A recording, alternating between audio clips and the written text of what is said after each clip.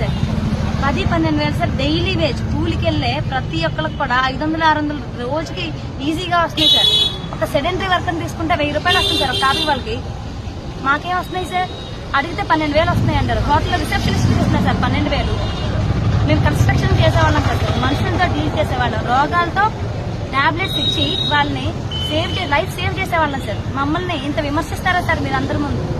మాకు సపోర్ట్ చేయాల్సింది పోయి 12 వేలు 10 వేలు కరుణించాల్సింది మీరే. హెల్త్ మినిస్టర్ గారు అయ్యండి కాలయముడై నేను చెయ్యను, ఉద్యోగం నుంచి పీకేస్తాను, మిమ్మల్ని ఇక్కడి నుంచి పంపించేస్తాను అంటాం.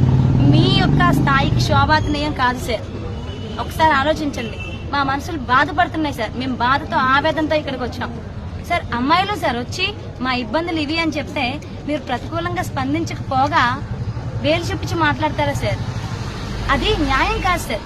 అమ్మాయిలు సార్ హెల్ప్లెస్ అనే సార్ మీరు అలా మాట్లాడుతున్నారు. మాటకు ముందు కాంట్రాక్ట్ ఉద్యోగులు పీకి పడేస్తాం అంటున్నారు సార్. మీకు కష్టపడి సంపాదించుకున్న డిగ్రీలు సార్. ఊరికే పేపర్ నోటిఫికేషన్ ఇస్తే ప్రైవేట్ జాబ్ లాగా వెళ్ళి మా సర్టిఫికేట్స్ చూడండి, మాకు రెన్యువల్ ఉంది, జాయిన్ చేసుకోమనట్లేదు సార్. మేము ఎగ్జామ్ రాసి మళ్ళీ 6 నెలలు మీరు కోర్సు ఇంకొకటి పెడితే ఆ కోర్సులో కూడా మేము ఉత్తీర్ణత పొంది ఇక్కడ కూర్చున్నాం సార్. మేమందరం పట్టభద్రులం సార్.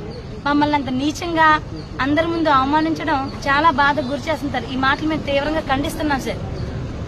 మా న్యాయమైన డిమాండ్లను మీరు ఒక్కసారి మళ్ళొకసారి విలేజ్ హెల్త్ క్లినిక్లు ఈ రోజు మూసేస్తున్నాయో, నేమ్స్ ఓపెన్ చేస్తున్నాయో మీరే ప్రజల మధ్యలోకి వెళ్లి ఫీడ్బ్యాక్ తీసుకోమని అడుగుతున్నాం సార్.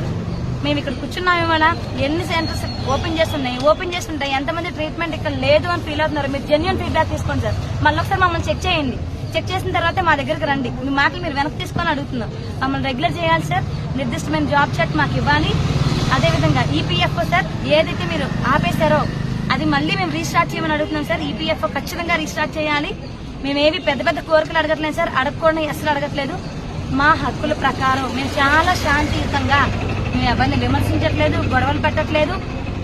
ఏ మాటలన్నా సర్దుకుపోయి ఇక్కడ కూర్చుని మా మినిస్టర్ గారే కదా, మా సీఎం గారే కదా, మా బాధలు పట్టించుకోరా, ఏదో ఒకసారి మమ్మల్ని పిలిచి మా బాధలను వెనకపోరా అని ఎంతో సహనంతో మేము ఇక్కడ ఎదురు చూస్తున్నాం సార్.